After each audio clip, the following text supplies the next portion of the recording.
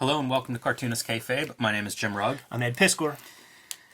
Ed, we're going to look at Knightfall, Chapter 11 from Batman, The Breaking of the Batman. I'm not going to use the word classic or anything like that, but a big issue nonetheless. Before we do, let's check out Red Room. All right, man. Murder on the Dark Web for Fun and Profit in Red Room, the Antisocial Network book collection. Hit the stands, hit the bookshops November 10th. If you see it, scoop it up, man, because it's going quick. And Amazon bought a whole bunch of them. So if you see it at the comic shop, get it, because you can't take for granted that it's going to be there tomorrow. 70 extra pages, 70 plus extra pages beyond what you see in the actual issues. Speaking of issues, Red Room Trigger Warnings #1, hitting the stands in December. Get that put on your pull list at your local comic shop.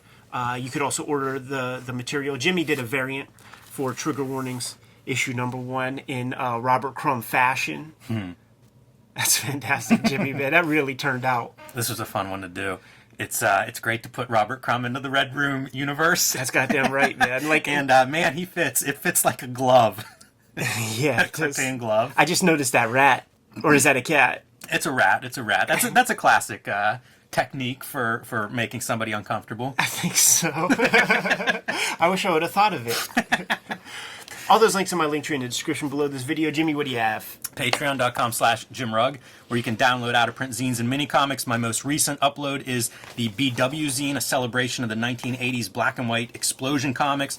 Man, when I started getting into these, I was just blown away by them. So this is kind of like showing off some of the stuff that I found and some of the stuff that made me love them, from logos to mashing up artwork, text pages, advertisements. This one, from the Dr. Peculiar comic, one of the Dan Klaus favorites, but a very interesting piece nonetheless. John Jacobs writing about what he sees in comics. Lots of advertisements. You can download that one, like I say, as soon as you join my Patreon. You can also see a lot of my original art, scripts, sketches, a lot of the process stuff of how I make the comics I make, like Street Angel, Deadliest Girl Alive, The Plain Janes, Octobriana, and more, is what you'll find at patreon.com/JimRugg. So, Jimmy, we did the Death of Superman comic. I actually revisited that, and that's something that we should tag at the end of this one. Sure. Because that's a classic Cartoonist Kayfabe episode. I forgot some of the stuff that went back and forth in the conversation, and it cracked me up. Yes. Good episode.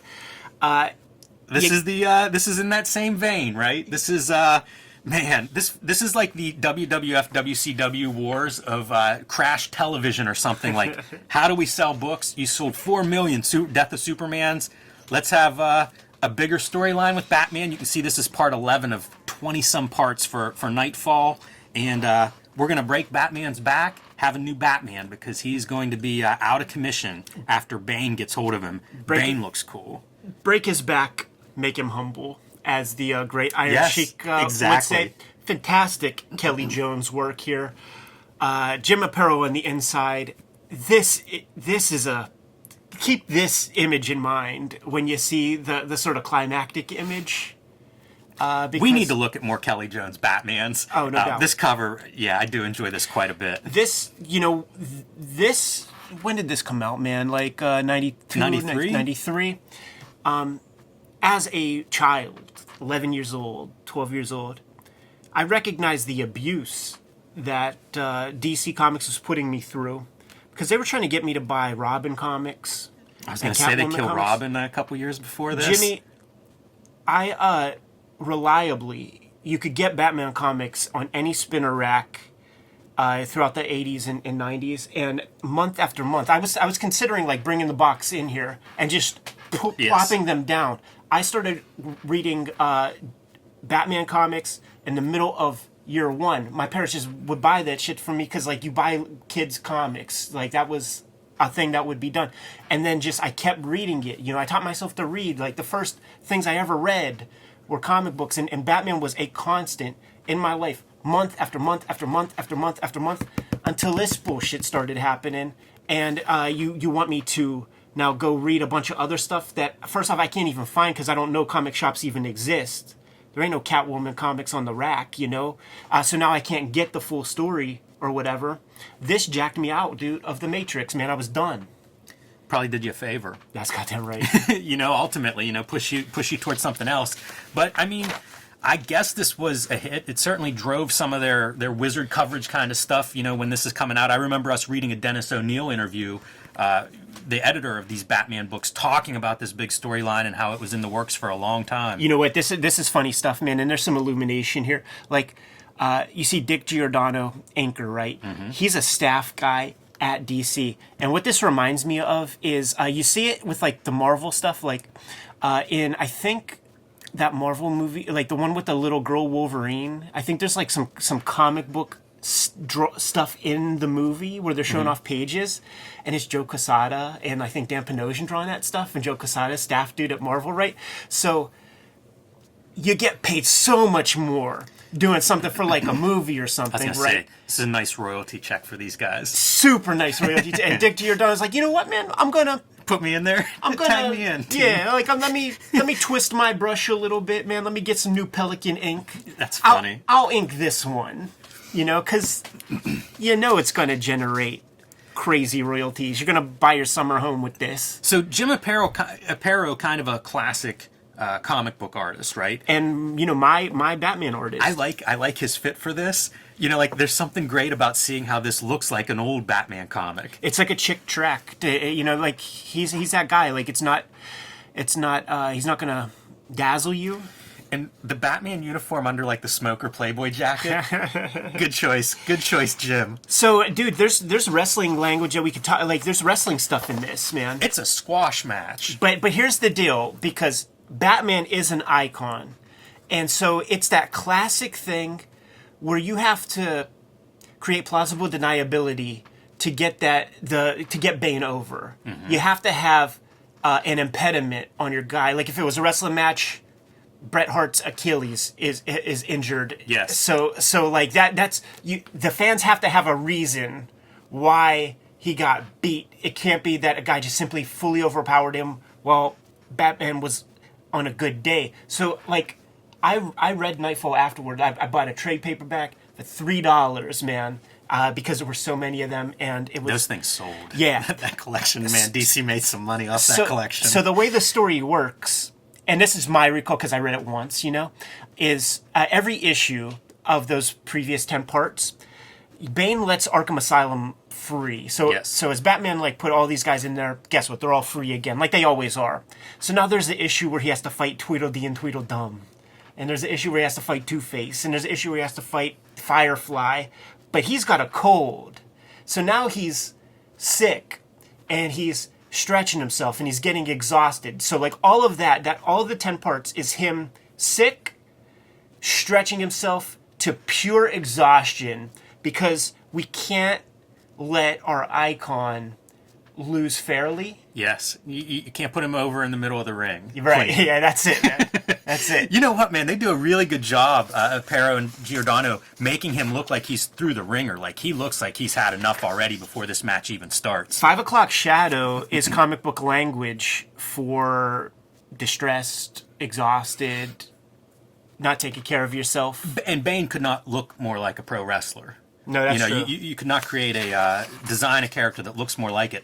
I absolutely love this page. Oh, this yeah, is my favorite some cool page. formal stuff. Yes, amazing. You can read that top half as 3 panels, but as you pull back and look, it's incredible, and it's great because it allows this dialogue to all flow clearly in the direction, as a reader, you're not at all confused as to which word balloons to read, but it also lets you give a big ass shot of Bane where it's it could be a splash page except you've got a lot of story going on. Yeah. Love it. That's really cool, and I'm sure it's not the only time that's been done, but I don't see that very often. Not at all, and I do I do wonder if that was a Aparo decision. I do wonder if Giordano saw a weird big panel like that and it just didn't flow right, if that had to be editorial.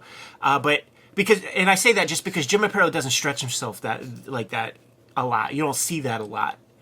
But that is a really cool page. I like how his back is hairy and shoulders. The parts that aren't always hairy is hairy here, and it makes him fuzzy, look makes him look tough. Isn't exactly the right word, but scary. And he's talking about how he'd kill for anything. He just likes to kill stuff. Yeah, of course. It's such a '90s kind of villain too. He's very 2-dimensional, at least in this particular issue. And why not? I mean, we're here to see the big showdown with Batman, and he's going to do it, man, one more time. But this time is different, Ed. Yeah, it's goddamn right. As Doug Mensch tells us, this time is doomed. And then he's going in and out of fogs and stuff, like, as he's getting pummeled. And every villain... So like, this will... Once again, and we talked this kind of smack on that Death of Superman thing, where they're showing us, like, these, like, weird guys that, like, nobody cares about. We just want to see the fight. We don't care about this weird corporation. So don't show us, you know, the Penguin. You show us this guy.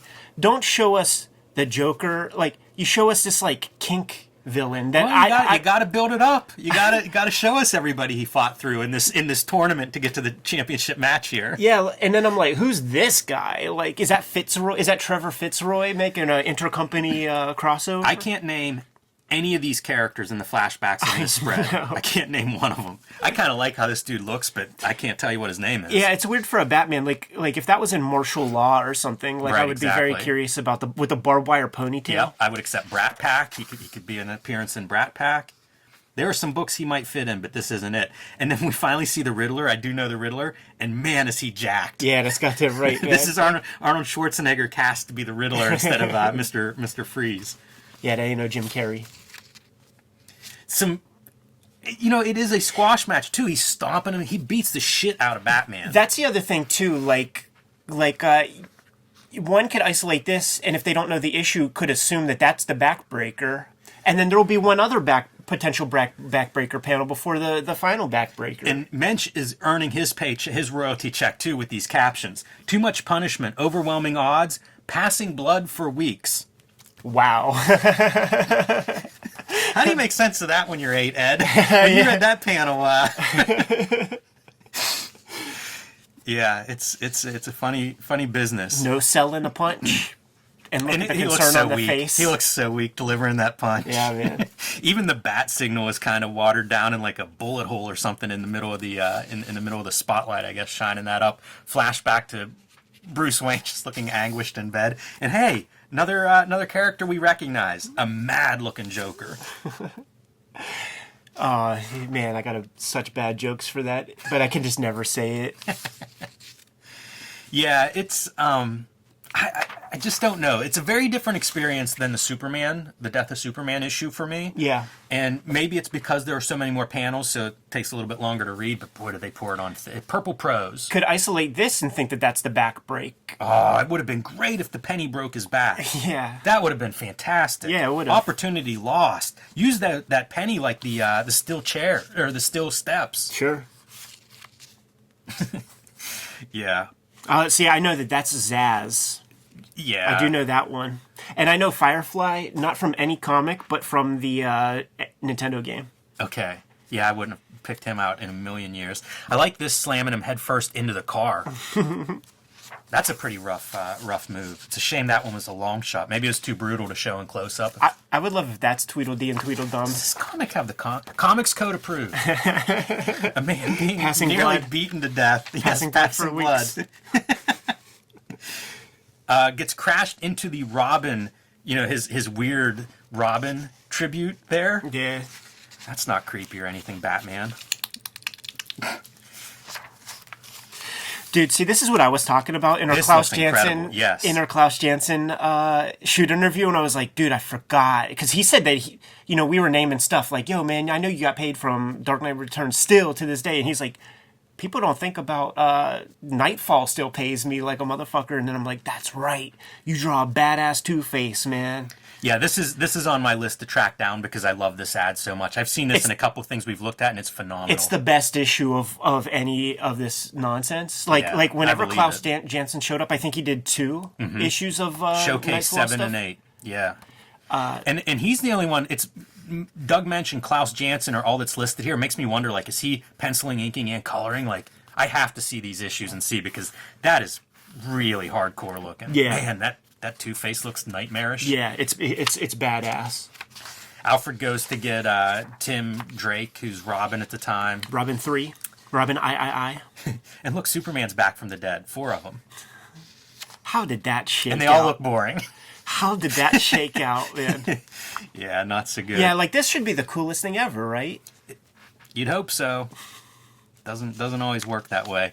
Batman throwing his last attempt at punches and just getting blocked. He looks so inept to, like, well done on the facial expression to show a guy who's, it's almost too much. like It's you might be melodrama. hamming it up a little bit, but it definitely sells the point. He's Kurt Hennig selling. I like this effect too with the starburst behind him. This particular starburst, I see Kim Deitch so much. Yes, yeah, exactly. It feels so much like a Kim Deitch drawing. It's the color too. It does. It does. But I like it. I like that panel a lot. Even with the swak looking kind of violent there, it all lines up good. Batman looks just done. Beg for mercy. Scream my name. Yeah, approved. Sounds so kinky. Comics Code approved. And he could kill him, but death would only end his agony and silence his shame. So instead, he will simply break you. And make you humble. Now, let's look at the front cover. You see that severe... That's a broken back right there, my friend. Arch that back. This one... This is safe. Jim Cornette would call this safe. Yeah, wrestling salesmanship. I love that this is totally a wrestling move, though, the backbreaker. I used to watch that move when I was a kid, and it just looked like that should be the most devastating move on Earth. And I think there's room to even make that move look more dangerous. You see the guys who do it super well, who could do the just the guys who probably practice yoga and stuff that could like bend that. Yeah. They do that DVP yoga. These panels are always going to be sort of a letdown, right? Like, what can you do? And the cover does look better than this. So it's like the 1-2 punch of, like, one, it's hard to make an impact, and then two, you're having the same pose on the cover. Well, it's just like, you know, if you see that cover and you see how it sells, that you have to go... This head has to touch the ass when you bend that back. Like, you have to go harder. Yeah. Give us even, like, some spine almost poking through the front, like something to really showcase that he's not getting up after this. You know, like I said and before... that cracked... You're not getting much help from the letterer there. Like, No, that should weak. be really selling the pain. The pain, the snapping, everything. So, kind of disappointing. Bane looks good throughout the issue, I think. Yeah, and the other thing with this, too, is like... Have him twitching. A couple of motion lines showing the twitch, the convulsing. Just twisted. That's true. Twisted a whole bunch, man. Like, you know, when we were kids, and I was catching a bus to go hang out with you guys on a new comic book day, I saw a guy get hit on a motorcycle, and Batman should be laying like that guy I saw that got hit on the motorcycle. Yeah, Jim Aparo. You don't have any of those pics in your morgue file? Twisted around. The guy's broken on the side of the road. You know, that just looks like uncomfortable. Yeah, you know what the big takeaway for me is? This is I think this is slightly marginally better than the Death of Superman for me. Probably because it doesn't have the gimmick of like full page splashes or whatever. Probably helps it some, but so clearly is this that fragment of a story. Yeah. Like there is nothing in here story wise. It is simply Batman squash match for 22 pages. Lots of the captions that emphasize just how much he's getting squashed and nothing. You know, like. No satisfaction at all, I guess, in a 20-part story that's going to happen. But, man, whenever we criticize, like, you stop reading Batman, no wonder. You got to buy 20 of these things to get the whole story? Yeah, and they... Before this, they would be just completely, you know, satisfying little... I used to think of them as, like, half-hour TV shows. You know, like it would fill that amount of time for me, and it would give me a good beginning, middle, and ending. Even if there's a part two, at least your episode that you're getting is substantial and has some stakes, and you're advancing things a little bit. When it got to this era, like they were making me chase Love and Rockets comics and stuff like that. I mean, this was exactly the era where I was getting my very first complete Crumb comics, buying my first Love and Rockets comics, and this is like when I was doing that those like kind of intramurals art programs where we were making comics like in the art school at Center for the Arts. And my teacher was like, I told him, I don't read monthly comics. I'm done reading monthly comics. I'm tired of it. And he goes, well, what else is there? He said, man. You know, I wonder if the DC executives were saying that too. Like, of course people will come back to it. Why wouldn't they? What else is there? Unbelievable. Yeah, it's a different world And now. then what do? Like they put a guy in the bat costume that they say that they know that nobody will like. And then they have him there for like a year or two or something. That's a lot of my frustration in reading this, because on its own, it's hard to tell anything from this issue. Yeah. You know, seriously, like, I don't know how you react to this issue as it being good or bad. It's not a particularly great fight scene. Go look at the Miracle Man issue where they destroy the world. Right. You know, like, we've seen spectacular fight scenes. We can point to some, and this isn't it. But the other part is just like, who comes back to this? You know, like, did anybody come out of this going, I'm doubling down on my Batman fandom. I love Batman. I can't wait to see the rematch. You know, we've got 20 more issues or something to go before that happens. But, like, just even from DC's standpoint, I can't understand, like, as you're reading these issues, do you think people are really, you're bringing in some new Batman fans? Because it doesn't feel like there's anything here to grab onto and say, I want to see more of that. Yeah, I just don't think that that's the concern, you know, and it's the concerns here are the concerns that exist right now, and it's all stunt casting. It's hot-shotting. It's just hot-shotting. Like, either this is hot-shotting events, so this is how they were able to abuse the readership back in that day. You know, get real proper news coverage in outside media that we're going to kill Superman or whatever. You sell millions of those things. Let's do another version of that. You get a little bit of diminishing returns. Maybe you only sell 3 million of these or whatever shakes out. Then, you know, in later years, you get people who are outside of comics culture, movie people, Joss Whedon, whoever the fuck. You know, you stunt cast creative teams, and that's how you hot shot it and stuff. You know, nowadays, they have other ways of hot shotting things that just gets the slightest little blip of sales. Like show Bruce Wayne's dick. There you go, man. Get the slightest blip of attention because the editors, man, they just want to keep that health insurance. Like, it's not about the good of the medium, or it's not about advancing the medium. It's about keeping my job. So I need to, like, show a good fourth quarter, right, or whatever for my books and stuff. I mean, that's what corporate comics are. Sure. It's nonsense. Well, I can tell you my takeaways from this. One, I need to see that Klaus Janson Two-Face comic. Yes. And two, I want to look at some more Kelly Jones Batman comics after looking at this cover. So those are my takeaways from Knightfall Chapter 11. We don't have to just relegate that Kelly Jones to Batman. That's because true. I have this Alien comic, man. Me too. That I have been sitting on for 2 years into us having this channel. Maybe I just want to see more Kelly Jones art after looking at this cover. Sounds good to me. Kayfabers, like, follow, subscribe to the YouTube channel. Hit the bell. We'll notify you when new vids are available. What's out there, Jimmy? Join me on patreon.com/JimRugg, where you can download out-of-print zines and mini comics. You can see a lot of my original art and how I make comics like Street Angel, Deadliest Girl Alive, Plain Jane's Octobriana, and more at patreon.com/JimRugg. Red Room, the antisocial network. Murder on the dark web for fun and profit is the name of the game in Red Room Comics. And November 10th, the trade paperback book collection came out for the first season of Red Room Comics. Guess what, Jimmy? We're going to start the second season. Red Room Trigger Warnings begins in December. Thank you very much for your Zap Comics variant cover for that issue. And you could pre-order these links in my link tree in the description below this video. Subscribe to the Cartoonist Kayfabe e-newsletter at the links below this video. You can also find Cartoonist Kayfabe t-shirts and merchandise at the links below this video. All right, Jimmy, given those marching orders, we're going to be on our way. Read more comics.